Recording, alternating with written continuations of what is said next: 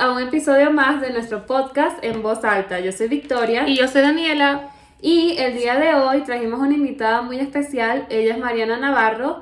Ella es psicóloga clínica especialista en familia. El día de hoy vamos a hablar con Mariana sobre la crianza y el desarrollo de los niños.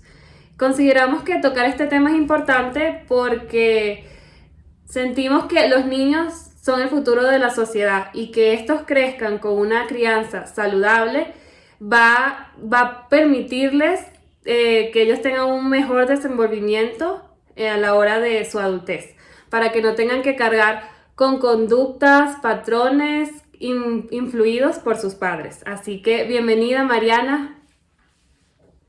Muchas gracias, chicas, por la invitación.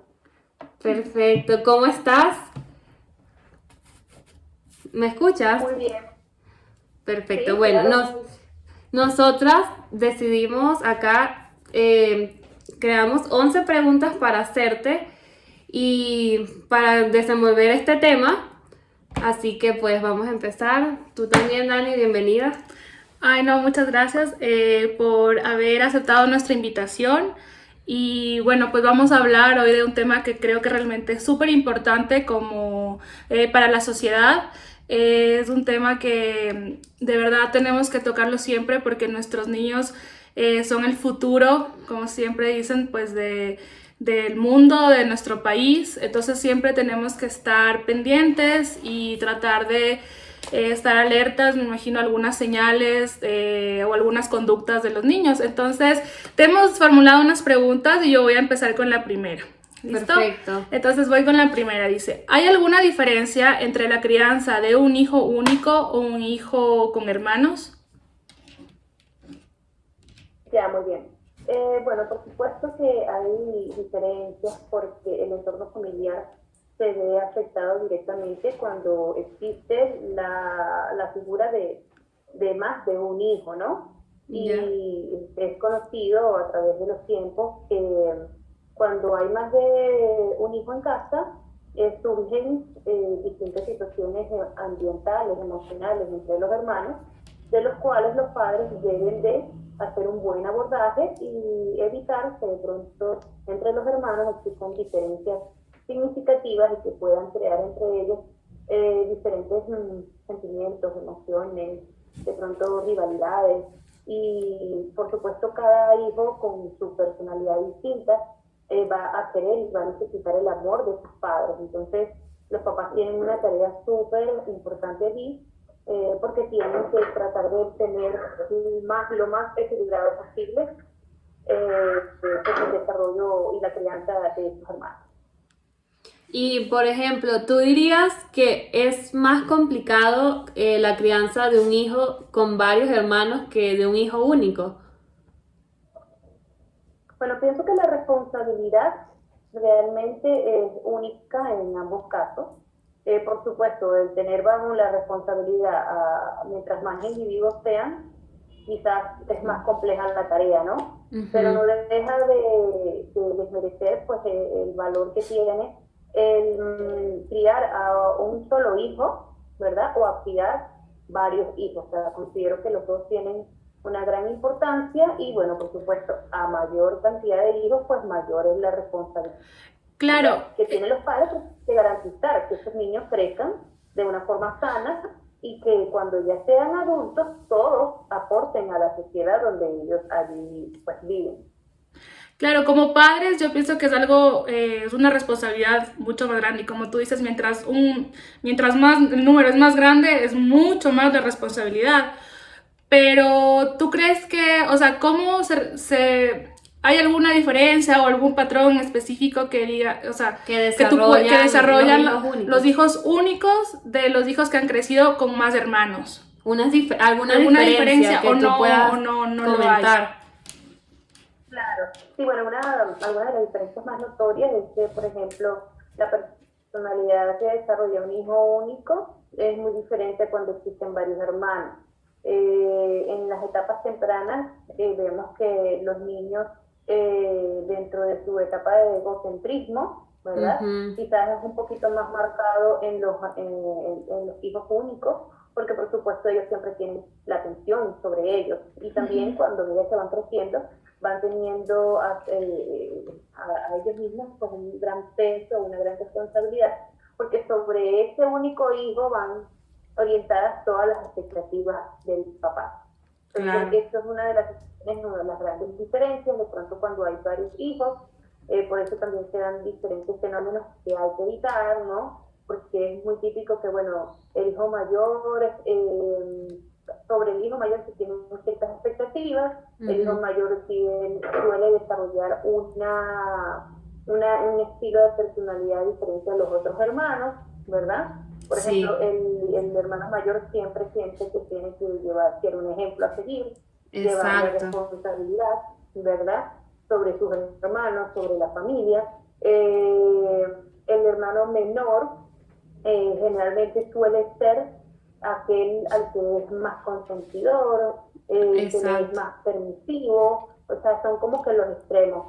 Y digamos que el hermano del medio, las teorías nos dicen que Está suele ahí. ser aquel hijo que dentro de todas las circunstancias pareciera que tuviera las mejores, como que las mejores oportunidades para desarrollar realmente quien quiere ser, porque el mayor tiene un gran peso, el menor, digamos que es el extremo, pero el del medio, ¿verdad? Suele estar allí un poco más equilibrado y bueno, en algunos casos se observa esa diferencia entre los hermanos, o sea, es muy típico que eso pueda ocurrir, pero también va a depender de la crianza que hayan tenido y el trato que hayan tenido en el núcleo familiar.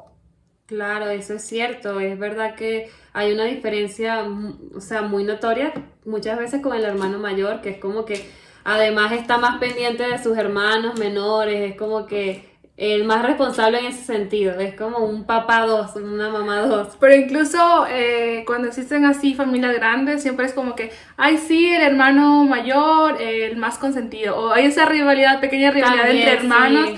pero de verdad es que el del sándwich casi nadie le para bola. Entonces sí existe eso, pero bueno, el amor es igual, me imagino. Claro, y eso es algo que, como dice Mariana, hay que saber tratarlo. O sea, sí, es cierto.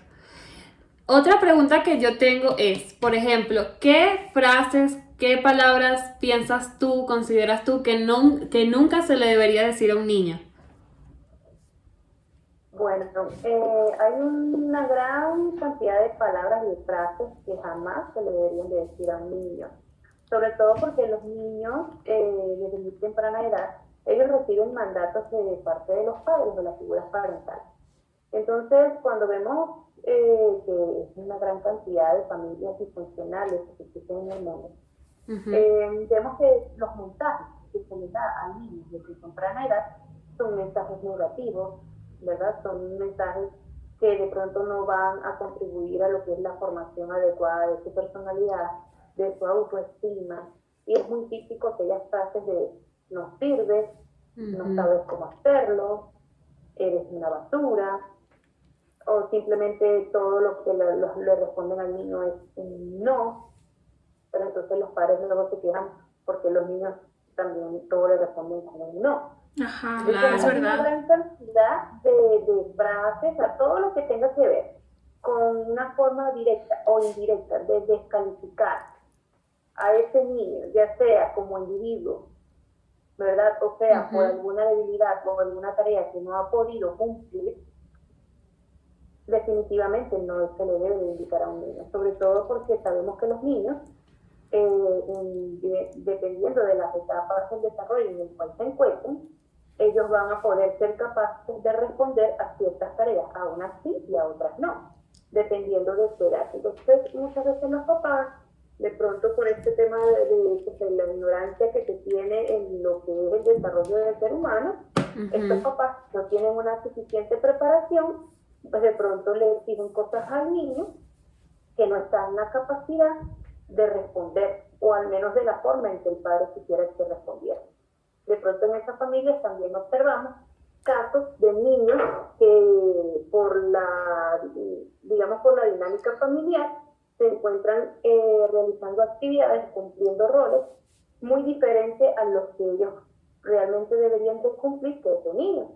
Claro. Entonces, ves que de pronto hay estos niños pequeños que tienen que cocinar, que tienen que salir a trabajar, que tienen que hacer una gran cantidad de cosas, y los papás tienen sobre ellos unas exigencias que no van acorde a su etapa de desarrollo. Entonces, realmente yo considero que todo lo que tenga que ver, cualquier frase o palabra que vaya directa o indirectamente a descalificar algún atributo, ya sea la parte física, a ese individuo individual o alguna actividad o tarea que ese niño se lo encomiende, no se lo debería de indicar. O sea, hay otras formas en las cuales se pueden motivar a ese niño, orientar a ese niño, brindarles las herramientas para que ese niño pueda responder, por supuesto, acorde a la edad que le corresponde. Claro, es verdad, es muy importante porque sí pasa mucho que los padres se expresan así hacia su hijo. Sí, no sé si a veces, creo que lo hacen de manera inconsciente, obviamente, porque no quieren hacer daño a sus hijos, pero sí pienso que... De manera ignorante. Sí, de manera ignorante, y también pienso que hasta inconsciente, porque Sí, no obvio. creo que lo hagan de manera así, no, pero el hecho de... Como les decía, realmente es debido a la desinformación y Claro. A la ignorancia. de los Exacto. papás. Por eso es muy importante hoy en día, y son muy famosas las escuelas para padres, Claro. instituciones Ajá. educativas, porque estas escuelas para padres sirven como una especie de orientación, de guía básica para orientar al papá por lo menos en lo más que se pueda, porque por supuesto digamos que este personal docente, todos estos profesionales que están en las instituciones educativas no tienen un alcance en lo que es el hogar directamente, pero bueno, se busca de cualquier manera, bajo cualquier nivel social, pues darle una preparación a los papás para que puedan brindarle pues un desarrollo más sano a sus niños. Pero definitivamente deberíamos de orientarnos a eso, pues a formar a los seres humanos, porque todo aquel que desee o en algún momento tenga que asumir la responsabilidad de ser padre o de ser madre, debería de existir una preparación. Sabemos que eso tal cual no se da, ¿verdad?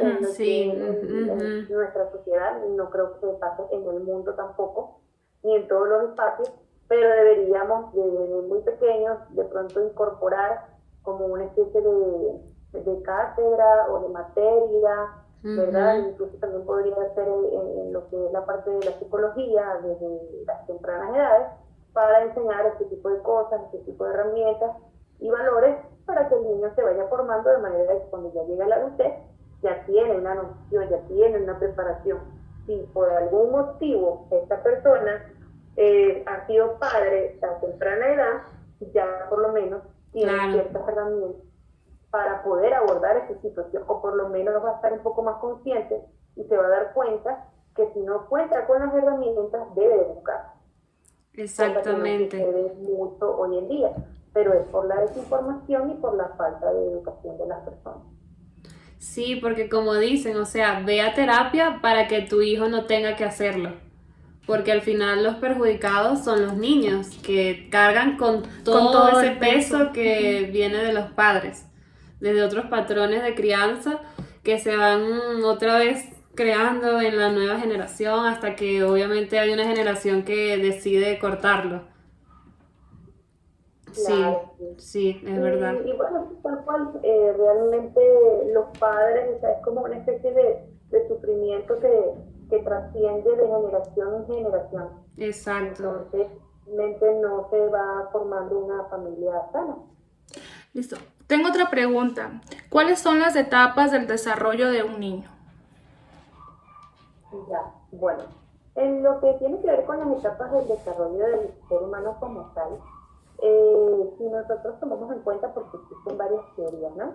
De pronto a Erickson, que es uno de los famosos en el área de la psicología, ¿verdad? Científicos que estudiaron diversas áreas, vemos que él habla de aproximadamente unos 8 estadios, ¿sí? Y en cada uno de los estadios él pues habla de una especie de crisis psicosocial por las que pasa el ser humano.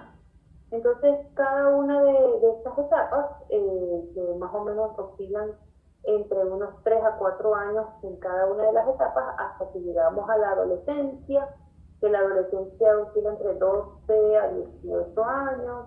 Tenemos al adulto joven, que es a partir de los 20 años, el adulto medio también, y lo que es el adulto mayor, que ya viene a ser ya a partir de los 50 años. Pero vemos que en cada una de estas etapas ocurren, digamos que una serie de cambios, ¿verdad? Y desarrollo en el cuerpo, no solamente en el cuerpo físico, sino también en la mente humana, que hace que el niño desde bebé pase por un proceso de madurez y en cada una de ellas pues vaya siendo capaz de lograr, digamos, de desarrollar ciertas habilidades y destrezas.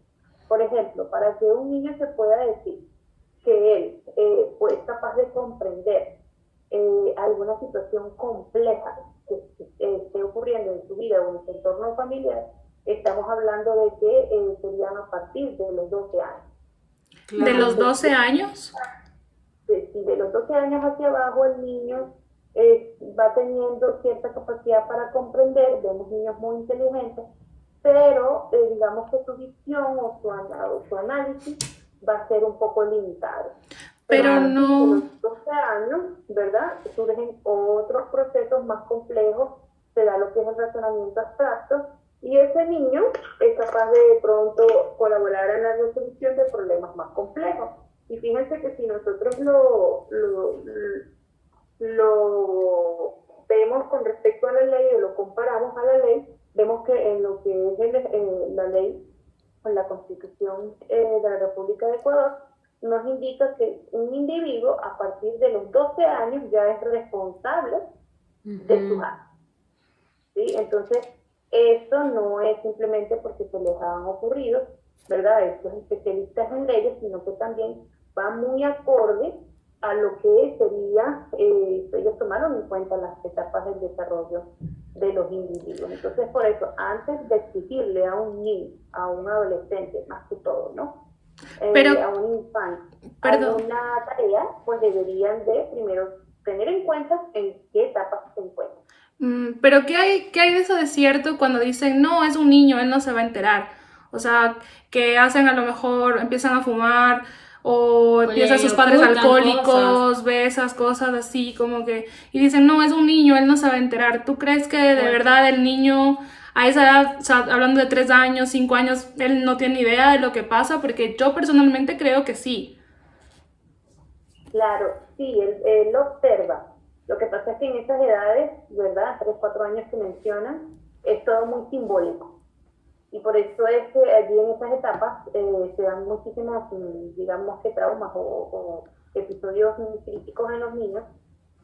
Porque, por ejemplo, un niño que crezca en un núcleo familiar violento, el niño no va a saber, si tú le explicas al niño qué es violencia, qué es pegar, ¿verdad? El niño no te lo va a explicar como un adulto, claro, ¿verdad? Él a su manera te lo va a dar a conocer, pero él en su mente está creando nuevos esquemas, y a estos esquemas, a todo es a través de símbolos, y les da un significado.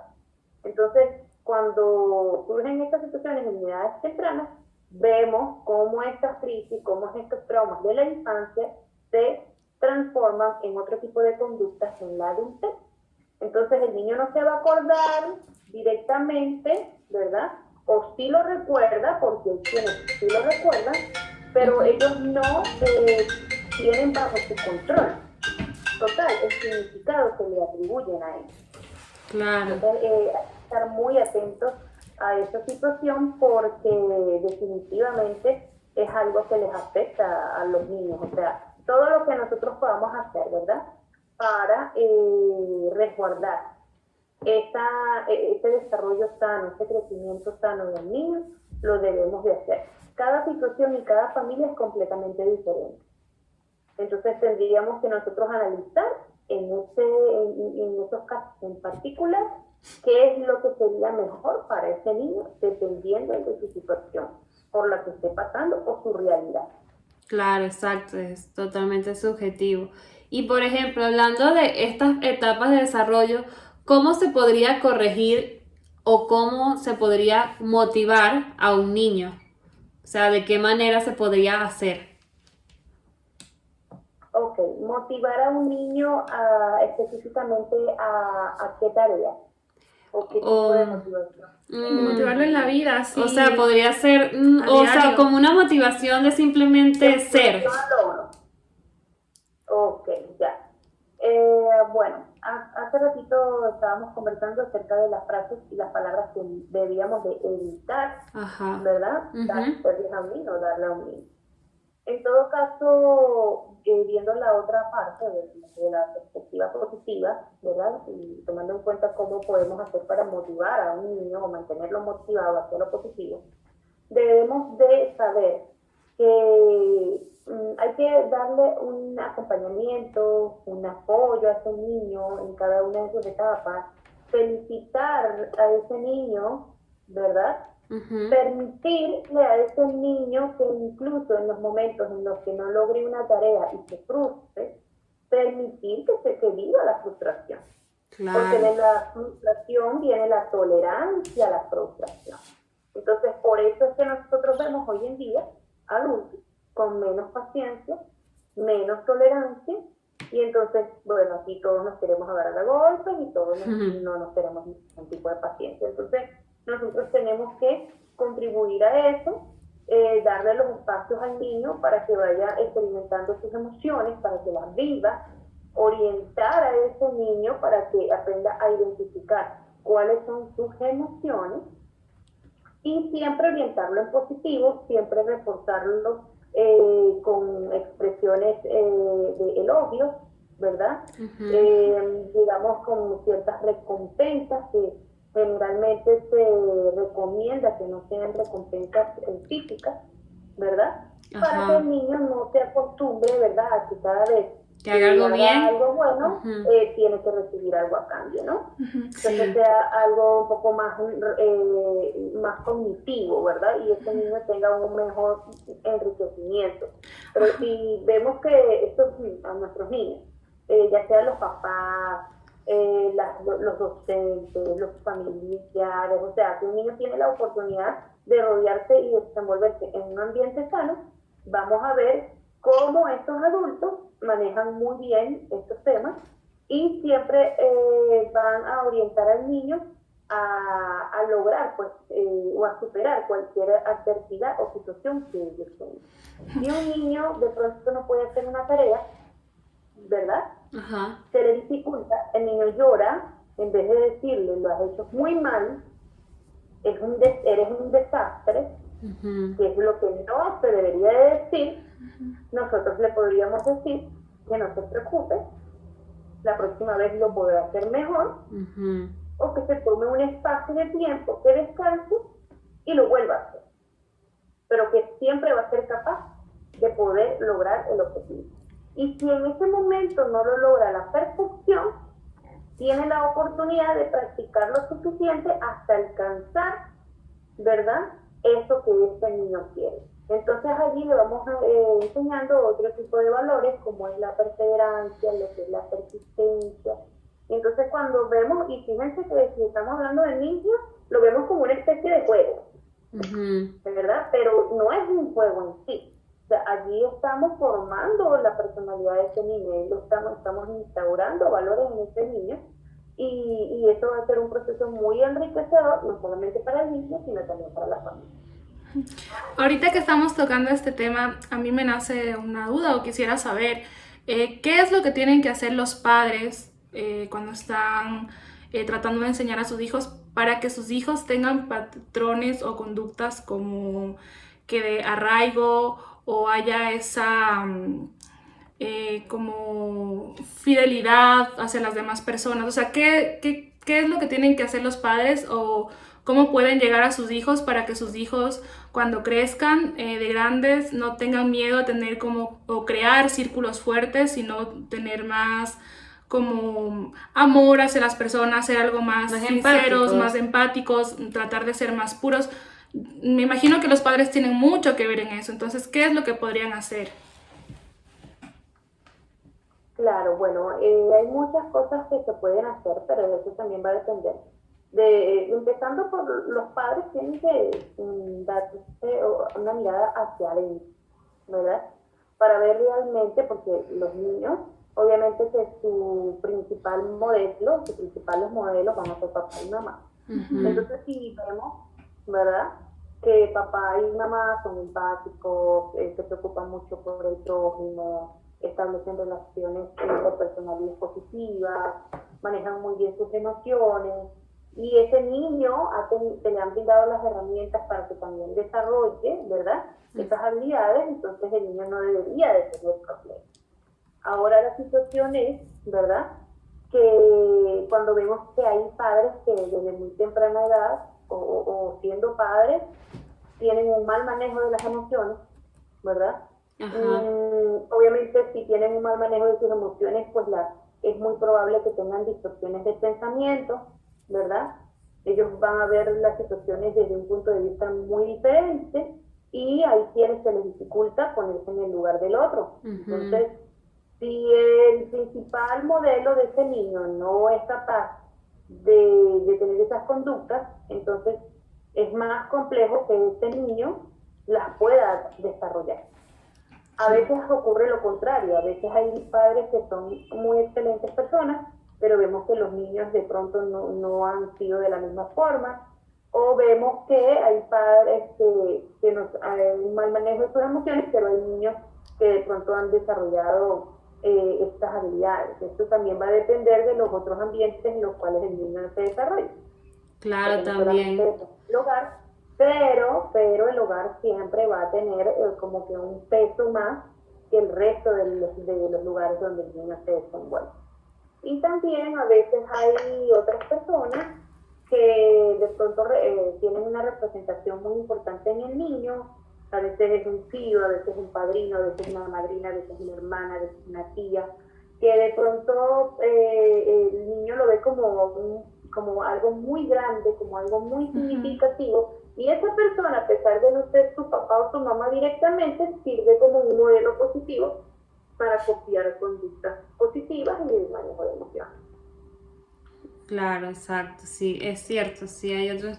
Y además también, por ejemplo, el colegio, o sea, que ahí también los niños pasan bastante tiempo interactuando, La desarrollándose. comunidad, o sea, yo pienso que primero para el desarrollo de un niño, o sea, primero es la familia, Ajá, luego sí. obviamente la comunidad y después lo que es las instituciones, que son en este caso las escuelas, jardines, colegios.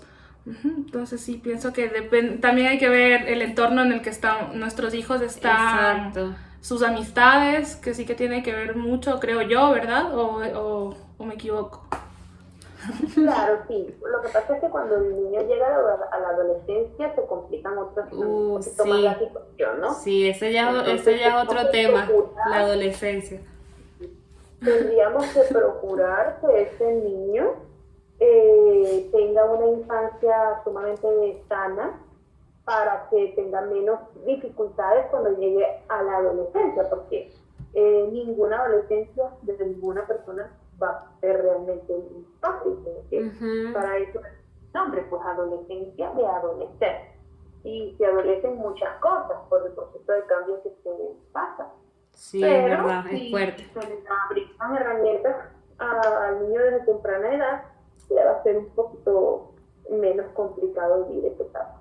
Y por ejemplo, o sea, al momento de que un hijo, un niño haga algo que no debe, no sé, le falta respeto a un padre por primera vez, ¿cómo se le podría corregir de manera o sea, sin hacerle daño? Sin pegarle. Bueno, porque yo la verdad no pienso que esté bien acudir a la violencia. No, no sé qué nos podrías comentar de eso. Claro, bueno, si es un niño que comúnmente no suele tener esa conducta, es muy probable que ese niño esté pasando por alguna situación, ¿verdad?, que los padres desconozcan. Entonces, si ese niño lo ha hecho frente a otras personas, diría que los padres le darían su espacio al niño para que descargue esa energía, que es una energía que el niño no sabe cómo descargar, pero lo ha hecho de esa forma. Esperar a que el niño esté tranquilo, ¿verdad? Ujú. más descansado y allí a solas, ¿verdad? No ridiculizándolo, porque eso es un error también. Sí, es verdad. A solas, abordar a ese niño y conversar con ese niño para ver cuáles han sido las situaciones que lo han llevado a dar esa respuesta.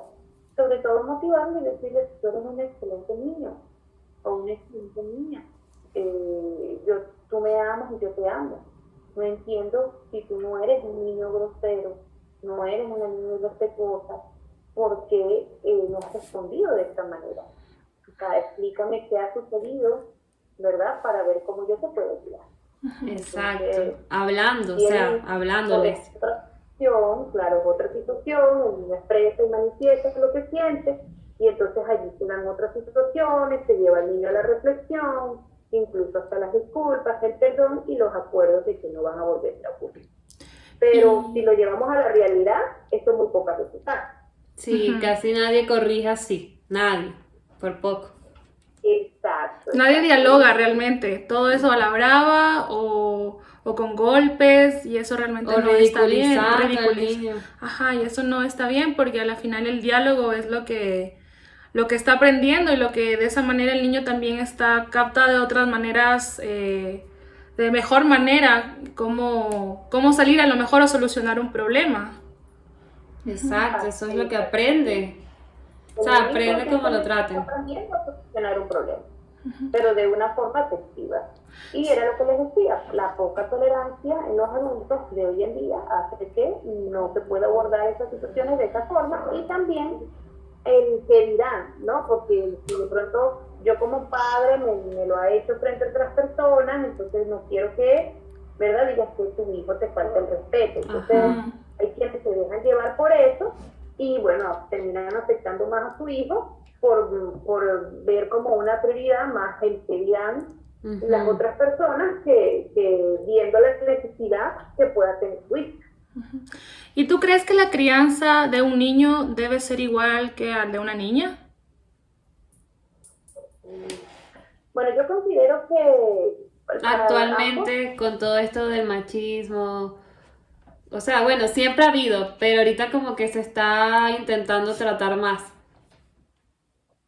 Bueno, hoy en día hay diferentes teorías, enfoques, ¿verdad? Acerca del hombre y la mujer, ¿verdad? Todo lo que tiene que ver con el género. Pero lo que sí es cierto es que cada individuo tiene unas necesidades, ¿verdad? Y nosotros tenemos que evaluar a ese individuo como un ser único, ¿verdad? Y evaluar cuáles son las necesidades que tiene.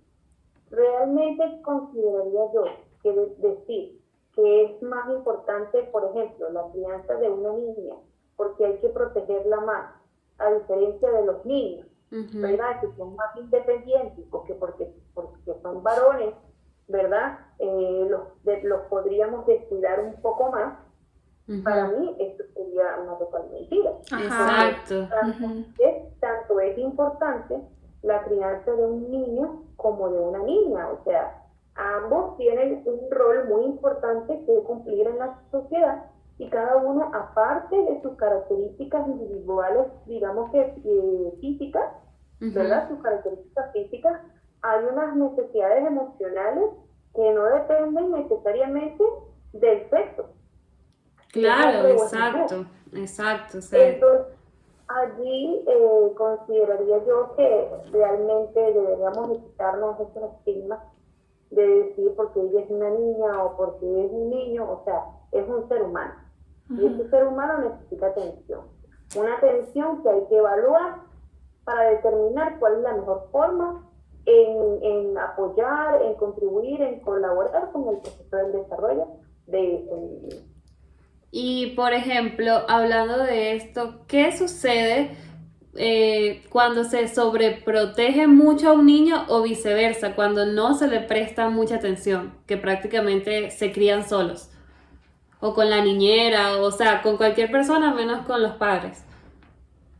Claro. Bueno, con respecto a este tema de la sobreprotección, digamos que estaríamos entrando en un campo de los extremos, ¿no?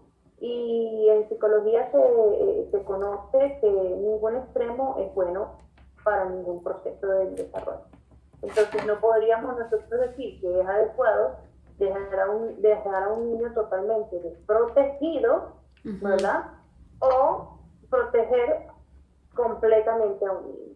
Porque entonces en ambos casos estamos restándole oportunidades, ¿verdad? A Sí. ese niño, y estamos afectando lo que son sus mecanismos de funcionamiento a largo plazo. Porque, por ejemplo, vemos que los niños que son que son muy independientes, ¿verdad? O que han estado en una situación de desprotección, vemos que hay situaciones emocionales, hay necesidades afectivas que a esa persona le cuesta mucho cubrir, ¿verdad? A lo largo de su vida, porque han crecido con esa sensación de abandono durante toda su vida. Claro. Entonces hay unas carencias, ¿verdad? Que puede ser muy exitoso, podrá ser el jugador más famoso del mundo, o la actriz más famosa del mundo, pero hay una situación emocional que no se ha logrado compensar por ese estilo de vida, de pronto por la vida que le tocó vivir. Ahora, si nos vamos al otro polo, de los sobreprotectores, entonces ahí vemos que son personas que se van criando con un estilo de personalidad donde la autoestima es sumamente baja, donde son sumamente inseguras, donde son muy temerosos, donde no asumen riesgos, o sea, una serie de situaciones, ¿verdad? Que los limita, ¿verdad? Ajá. Los limita. Exacto, los dos hacen daño. Desarrollar ciertas tareas, a plantearse metas y proyectos a largo plazo, pero es porque todo lo que él o ella ha necesitado experimentar por sí mismo no se le ha permitido, porque ahí siempre está papá o está mamá ahí detrás, y no le deja hacer. Entonces a los niños hay que dejarles vivir sus experiencias, hay que apoyarlos en sus logros, hay que apoyarlos en sus fracasos, y hay que ayudarlos a levantar, o sea, estar allí. Incluso hay que permitirles que se equivoquen. Totalmente, porque a veces, sí, continúa. Y que vivan las consecuencias de su conducta, ¿verdad? Porque hoy en día parece que nadie quiere asumir la responsabilidad de lo que hace, de lo que hizo y de cómo actúan. Entonces siempre tratan de justificarse bajo cualquier otro concepto. O le echan la culpa al otro, o no, es que yo no estuve allí, o es que yo quería hacer otra cosa. Tienen distintas formas de desviarse, todo para no asumir la responsabilidad y decir, si me equivoqué, pues tendré que asumir lo que corresponde. Exacto, o sea, estos dos métodos perjudican full al niño. O sea, una cosa es cuidarlos, lo normal, a sobreprotegerlos, porque incluso sí se vuelven totalmente dependientes de los padres, como que no se creen capaces. Pero ¿qué sucede cuando, yo tengo una pregunta, ¿qué sucede cuando los padres toman la decisión del divorcio? O sea, ¿cómo pueden manejar esto los padres? Porque también hay relaciones que es verdad que están ahí, aunque no se lleven bien, por proteger a sus niños o por no hacerles daño. Pero, porque a veces dicen, no, nos tenemos que divorciar, pero no, los niños están muy chiquitos ahora, les vamos a partir el corazón. Llega la adolescencia de los niños, no, es que ahora no nos podemos divorciar, pero están en la adolescencia, va a ser peor, y bueno, entre ellos no se llevan bien, el niño crece viendo que sus padres todo el tiempo están peleando y todo. ¿Tú qué recomiendas? En este caso, ¿cómo se puede manejar el divorcio si ya están divorciados? Y en el caso de que esas personas aún no se han divorciado, pero quieren hacerlo, ¿a qué edad recomiendas que sería indicado hacer esto? ¿O cómo sería el procedimiento que deberían tomar esos padres para no afectar tanto en el desarrollo de ese niño? Ya, bueno, con respecto al tema de las separaciones o la desintegración familiar, eso va a depender mucho de la participación que se le haya dado a ese niño en el entorno familiar y de la claridad con la que se manejen las cosas. Yo he tenido en consulta a lo largo de mis años de ejercicio niños que a través de las pruebas psicológicas se puede observar. No pareciera que ese niño estuviera en una situación de separación. ¿Por Mm, qué? Porque ese niño es capaz de identificar a todos los miembros de su familia, para él todos son cercanos y tiene una buena relación con todos. Pero claro, eso va a depender del núcleo familiar, de los valores, de los sistemas de funcionamiento que hayan tenido en la familia y de cómo los padres hayan abordado la situación, ¿verdad? Para explicarle a ese niño las razones por las cuales papá y mamá ya no están juntos, pero que a pesar de que papá y mamá no están juntos, no quiere decir que ellos, alguno de ellos no los va a querer, no los va a amar o ya no van a estar con él. claro, Eso porque, en ajá. este caso. Pero Claro, porque ahora ese puede ser también, el miedo del niño, o sea, no ver más a los padres o algo así. claro, darles esa tranquilidad. Obviamente eso siempre va a generar una situación de estrés, de tensión en la familia, en los integrantes y sobre todo hay que orientar al niño a que nunca o jamás piense que ha sido por su culpa, porque es muy típico También. que los niños desde pequeños piensan que ha sido por su culpa, porque se portaron mal, porque Oh, sacaron malas calificaciones, Ujú, porque cositas. por sí. cualquier razón ellos piensan que es por su culpa, pero a veces los mismos conflictos entre los padres hacen que el niño sí, pues, se desarrolle aún más de forma negativa esta crisis. ¿Por qué? Porque entonces papá le habla mal al niño de la mamá le habla mal al niño de su papá, y entonces realmente toda esa situación es producto de la inmadurez y la forma inadecuada que han decidido los padres llevar el proceso, ¿sí? Claro.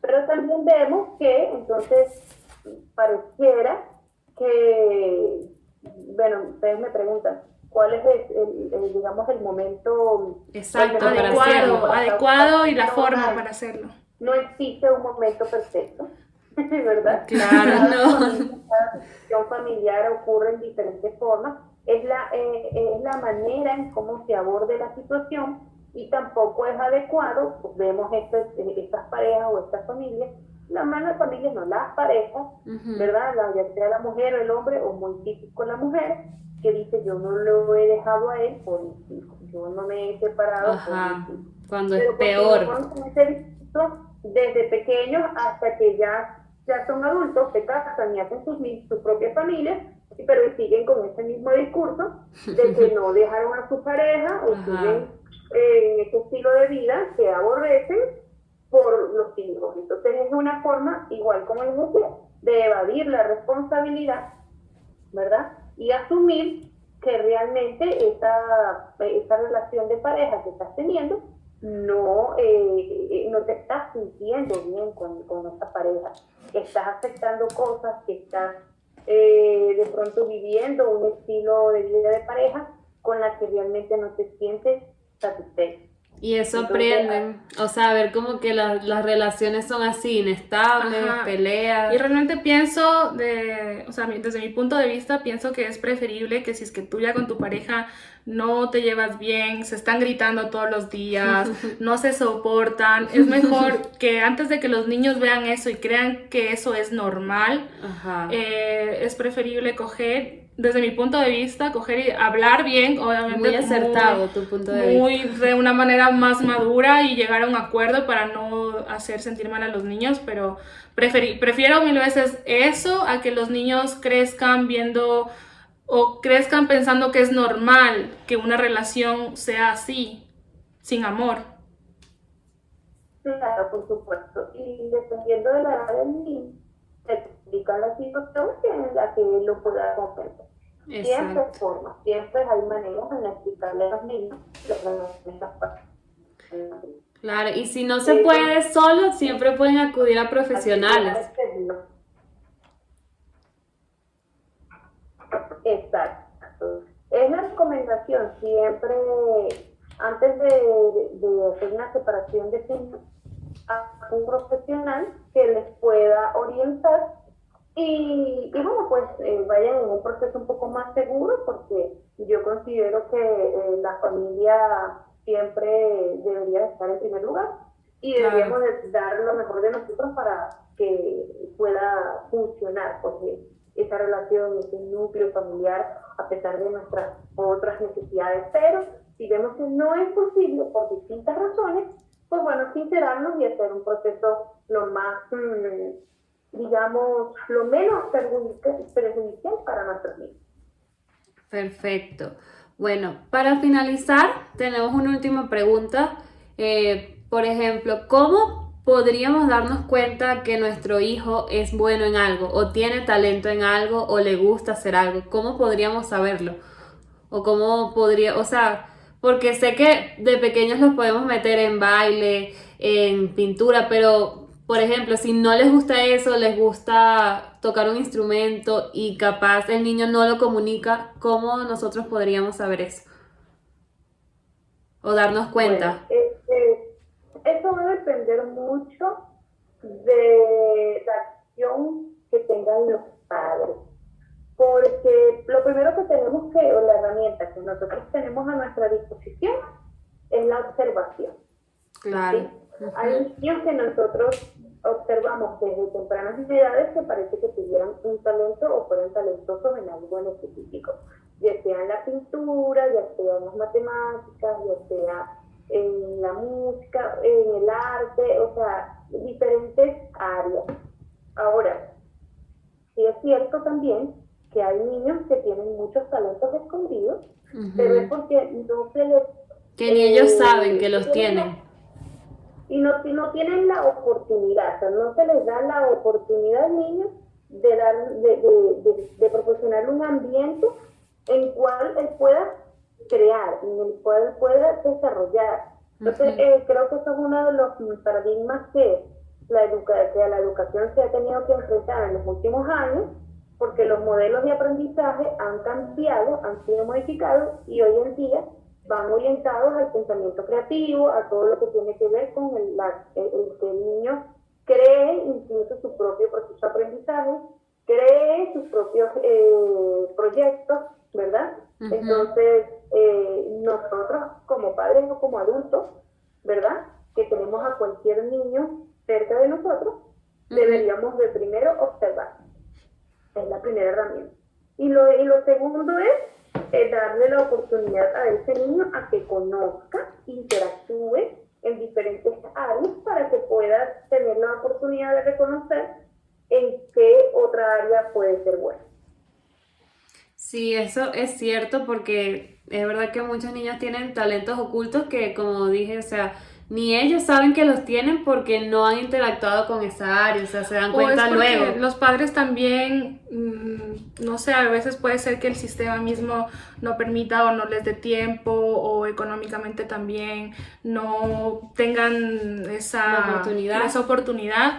Pero sí que es verdad que tenemos que tratar de a nuestros niños mantener su mente ocupada, porque como dicen, los niños son como esponjas.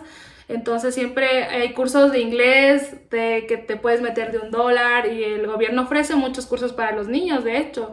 Entonces siempre tratar de que el niño trate de aprender algo nuevo y ver si le gusta, y si se aburre, pues cambiar a otra cosa. Y probar algo diferente, algo que le ayude a evolucionar como ser humano y que aprenda también a conocerse. Entonces no hay que limitarse, y peor limitarlos desde tan pequeños. Siempre hay que innovar con ellos cosas positivas. Exacto, bueno, yo pienso que este tema ha sido súper interesante, la verdad. Yo creo que nos van a faltar más preguntas, pero bueno, hasta aquí vamos a dejar el tema. Hoy puede ser que más adelante hagamos una segunda parte con Mariana. Muchísimas gracias, porque de verdad había muchas cosas que no las sabíamos, y creo que a muchísimos padres les van a servir a la hora de criar a sus hijos. O sea, muchísimas gracias, Mariana. Muchas gracias, Mariana, por venir a nuestro episodio de En Voz Alta. Poder acompañarlas en esta entrevista. Bueno, yo muy contenta de poder conversar pues diferentes temas para ayudar a la comunidad en la que nosotros vivimos, con información muy importante, y que bueno, esto, todo lo que tenga un impacto positivo en nuestros niños y en los seres humanos, pues para mí va a ser muy valioso. Ay, muchas gracias. Muchas gracias por Aquí, enseñarnos y sí. porque el día de hoy la verdad yo he estado más como oyente y he estado aprendiendo, que eso es algo muy bonito. Muchas gracias por instruirnos de esta manera, porque la verdad yo no sabía de este tema muy bien. Es muy bonito que las personas que nos están escuchando sepan cómo tratar a los niños, a sus hijos, a los niños en general que nos rodean, porque de ellos dependen muchas cosas en el futuro. Entonces, muchas gracias por brindarnos tu sabiduría. Totalmente. Aquí abajo en la descripción de este episodio igual les vamos a dejar las redes sociales de Mariana por si tienen cualquier duda, cualquier información que necesiten. Aquí está ella con los brazos abiertos. Muchísimas gracias, Mariana. Y pues esto sería todo del episodio de hoy. Ya nos vemos en el próximo. Chao. Chao.